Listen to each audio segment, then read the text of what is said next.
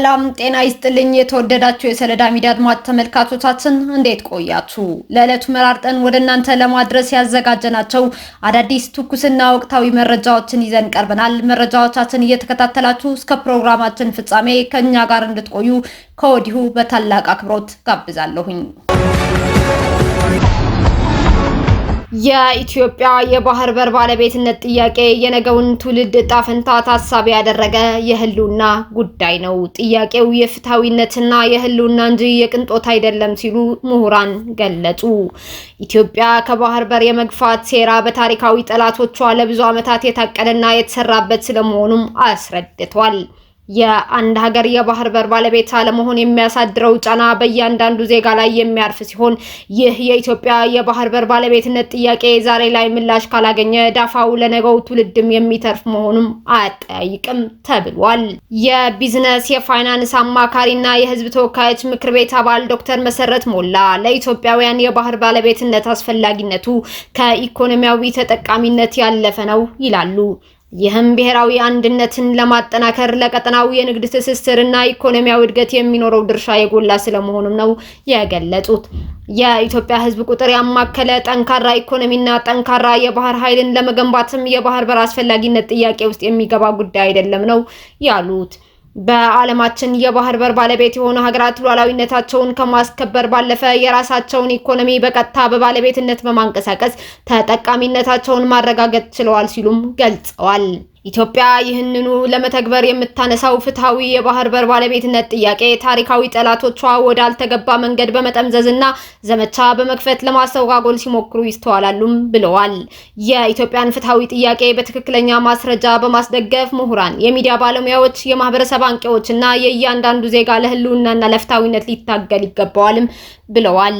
የሐሰት መረጃዎችን በመከታተልና በዓለም አቀፍ ደረጃ ባሉ መርሆችና ጥናቶች ላይ በመመርኮዝ እውነታውን ማሳየት ይገባል ሲሉም ገልጸዋል።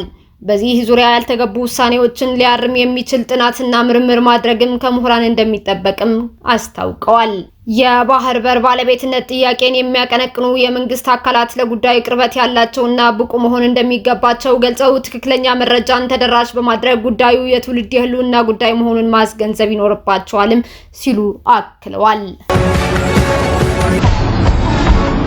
ሰባተኛው ሀገራዊ ምርጫ በስኬት እንዲጠናቀቅ መንግስት አስፈላጊውን ቅድመ ዝግጅት አድርጓል ሲሉ የህዝብ ተወካዮች ምክር ቤት አፈ ጉባኤ አቶ ታገሰ ጫፎ ገለጹ። ሰባተኛው ሀገራዊ ምርጫ ስኬታማ ሆኖ እንዲጠናቀቅ መንግስት አስፈላጊውን ቅድመ ዝግጅት ማድረጉን የህዝብ ተወካዮች ምክር ቤት አፈ ጉባኤ አቶ ታገሰ ጫፎ ገልጸዋል። አፈ ጉባኤው ይህንን የገለጹት ዛሬ መካሄድ በጀመረው የሀገር አቀፍ የህግ አውጪዎች የጋራ ምክክር መድረክ ላይ ባደረጉት ንግግር ነው። በምክክር መድረኩ የሰባተኛው ሀገር አቀፍ ምርጫ ቅድመ ዝግጅትና የምክር ቤቶች ሚና፣ የህግ ኦዲትና የፐብሊክ በጀትና ፋይናንስ ትንተና ጥናት ሰነዶች ላይ ምክክር እንደሚደረግባቸውም አፈ ጉባኤው ገልጸዋል። ሰባተኛው ሀገራዊ ምርጫ ስኬታማ፣ ሰላማዊና ፍትሃዊ ሆኖ እንዲጠናቀቅም መንግስት አስፈላጊውን ዝግጅት አድርገዋል ሲሉም ተናግረዋል። በመድረኩ ላይ በህዝብ ተወካዮች ምክር ቤት የመንግስት ተጠሪ ሚኒስቴር ዶክተር ተስፋዬ በልጅጌ ጨምሮ ሌሎች ከፍተኛ የመንግስት ስራ ኃላፊዎችም ተገኝተዋል። በውሃ ላይ የኤሌክትሪክ መስመር ዝርጋታ ተከናወነ። በአምራች ኢንዱስትሪው ላይ በተደጋጋሚ ይስተዋል የነበረውን የኃይል መቆራረጥ ችግር ለመቅረፍ 600 ሜትር ርዝመት ያለው የኤሌክትሪክ መስመር ዝርጋታ በአቢጃባታ ሐይቅ ላይ ተከናውኗል። ይህ ለአገልግሎቱ የቴክኒክ ባለሙያዎች ፈታኝ የሆነው የውሃ ላይ መስመር ዝርጋታ የተከናወነው ከባቱ በ25 ኪሎ ሜትር ርቀት እንዲሁም ከቡልቡላ ከተማ 7 ኪሎ ሜትር ርቀት ላይ በሚገኘው ከአቢጃታ ሐይቅ ሶዳ አሽ ያወጣ ለብርጭቆ፣ ለጥርሙስ፣ ለጨርቃ ጨርቅ እንዲሁም ለንጽህና መጠበቂያ አምራች ድርጅቶች ለሚያቀርበውና በሀገራችን ብቸኛ ለሆነው የአቢጃታ ሻላ አክሲዮን ማህበር ከ350 በላይ ለሚሆኑ ዜጎች ቋሚና ጊዜያዊ የስራ ዕድል በመፍጠር በቀን ለ24 ሰዓት የሶዳ አሽ እያመረተ ለገበያ የሚያቀርብ አምራች ድርጅት ነው ተብሏል። ይሁንና አምራች ኢንዱስትሪው በአቢጃባታ ሐይቅ ከመጠን ያለፈ የውሃ ሙሌት ምክንያት የኤሌክትሪክ ምሰሶዎች ወድቀው የኃይል መቆጣጠሪያ ጣቢያውም በውሃ ተጥለቅልቆ ለ3 ተከታታይ ሳምንታት የኤሌክትሪክ አቅርቦቱ ሙሉ በሙሉ ተቋርጦ እንደነበርም ተገልጿል። ይህንን ክስተት ከአካባቢው ከባድ ተፈጥሯዊ ሁኔታ ጋር በተያያዘ ምሰሶ ሲቆም በንፋስ ሲወድቅና በመሬቱ ጨዋማነት ወዲያው ሲበላ ተቋማችንም ችግሩን ለመቅረፍ በተደጋጋሚ ጥገና ሲያከናውን በርካታ ጊዜያት አልፈዋል ብሏል የኢትዮጵያ ኤሌክትሪክ አገልግሎት። የኢትዮጵያ ኤሌክትሪክ አገልግሎት ለዚህ ችግር በዘላቂነት እልባት ለመስጠት የመጨረሻውን አማራጭ ተጠቅሞ ምሰሶውን ከመሬት ይልቅ በውሃ ውስጥ በመትከል ኢንዱስትሪው ያልተቆራረጠ ኃይል እንዲያገኝና የምርት ስራውን እንዲያከናውን ፈታኝ የሆነ ሙያዊ ጥበብን በመጠቀም በአንድ ወር ውስጥ ችግሩን መቅረፍ ተችሏልም ብሏል። በዚህም 7 ከብረት የተሰሩ ምሰሶዎችን በውሃው 8 ተጨማሪ የእንጨት ምሰሶዎችን በመሬት ውስጥ በድምሩ የ15 ምሰሶዎች ተከላ በመከናወን 600 ሜትር ርዝመት ያለው መስመር በአቢጃታ ሻላ ሐይቅ ላይ መዘርጋትም ተችሏል ብሏል አገልግሎቱ። በዚህ አምራች ኢንዱስትሪው የማይጠፋና የማይዋዥቅ የኃይል አቅርቦት እንዲያገኝ ተደርጎ ወደ ስራ እንዲመለስ ከማድረግ ባሻገር በአካባቢው ለሚገኙ 150 አባወራዎችም ብርሃን እንዲያገኙ ማድረግም ተችሏል። ይህ ፈታኝ የሆነ የኃይል መስመር ዝርጋታ ቢያንስ ለ15 ዓመት የሚያገለግል የብረት ምሰሶ ተከላ የተከናወነበት በመሆኑ ኢንዱስትሪው ቀጣይነት ያለው የኃይል አቅርቦት ያረጋግጣል፣ አገልግሎቱም ተደጋጋሚ ከሆነ የጥገና ስራ ያሳርፋል ተብሎ ይታመናል ሲል የኢትዮጵያ ኤሌክትሪክ አገልግሎት አስታውቋል። ጃፓን ለኢትዮጵያ 1.62 ቢሊዮን ብር ድጋፍ አደረገች። የጃፓን መንግስት በኢትዮጵያ ለግብርና፣ ለሰብአዊ አገልግሎትና ለተለያዩ መሰረተ ልማቶች የሚውል 10.5 ሚሊዮን ዶላር ማለትም 1.62 ቢሊዮን ብር ድጋፍ አድርጓል። በጃፓን የኢትዮጵያ ኤምባሲ በሰጠው መግለጫ ድጋፉ በተባበሩት መንግስታት ኤጀንሲዎች እና ሌሎች ዓለም አቀፍ ተቋማት አማካኝነት በኢትዮጵያ ለሚተገበሩ የልማት ፕሮጀክቶች ይውላል።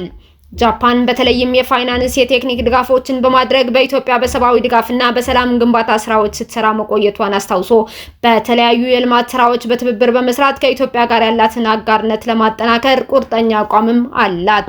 ይህ የተደረገው ድጋፍ በሁለቱም አቀፎች የቀረበ ሲሆን በዋናነት የትምህርት፣ የጤና እንዲሁም የውሃና መሰል የመሰረተ ልማት ስራዎችን በመደገፍ ዘላቂ ልማትን ለማጠናከርና ለሰብአዊ ድጋፍ እንደሚውልም ነው የተገለጸው። የጃፓን የልማት ፕሮጀክቶች በኢትዮጵያ ኢኮኖሚያዊና ማህበራዊ ችግሮችን ለመፍታት በሚከናወኑ የልማት ስራዎች የጃፓን የቴክኖሎጂ ውጤቶችን መጠቀም እንደሚያስችሉ መጠቆሙም ተዘግቧል። በተያያዘ ዜና የተባበሩት መንግስታት ድርጅት ጃፓን በኢትዮጵያ ለሰብአዊ ድጋፍና ልማት ያደረገችውን የ10.5 ሚሊዮን ዶላር ድጋፍ ተቀብሏል። የጃፓን መንግስት በኢትዮጵያ ለሚከናወኑ ወሳኝ የሰብአዊ ድጋፍ መልሶ ማቋቋምና ዘላቂ ልማት ስራዎች የሚውል 10.5 ሚሊዮን የአሜሪካ ዶላር ወይም 1.62 ቢሊዮን የኢትዮጵያ ብር ገደማ ድጋፍ ማድረጉን የተባበሩት መንግስታት ድርጅት ገልጿል። ይህ የገንዘብ ድጋፍ በዋናነት በተባበሩት መንግስታት ድርጅት ተቋማት በኩል የሚተገበር ሲሆን በአየር ንብረት ለውጥና መፈናቀል ምክንያት የተከሰቱ አስቸኳይ ፍላጎቶችን ለማሟላት እንዲሁም ለተጎዱ ማህበረሰቦች የማቋቋም አቅምን ለማጠናከር እንደሚውልም ተገልጿል። በተጨማሪም ለኑሮ ማሻሻያና ለመሰረታዊ አገልግሎቶች አቅርቦት የሚውልም ነው ተብሏል። በሌላ በኩል የጃፓን ኩባንያዎች በቢሾፍቱ ዓለም አቀፍ አውሮፕላን ማረፊያ ግንባታ ለመሳተፍም ይፈልጋሉ ተብሏል።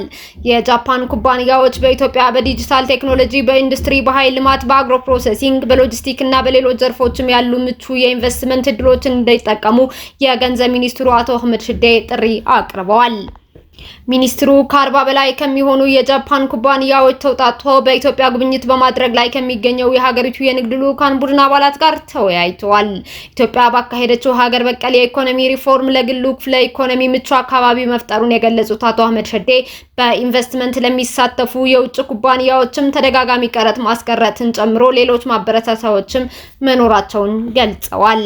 በኢትዮጵያ በኢንቨስትመንት መሳተፍ ለሚፈልጉ የጃፓን ኩባንያዎች በኢንቨስትመንት ኮሚሽን እነርሱን ብቻ የሚያስተናግድ ዴስክ ለመክፈት መንግስት ዝግጁ ነው ብለዋል አቶ አህመድ ሸዴ።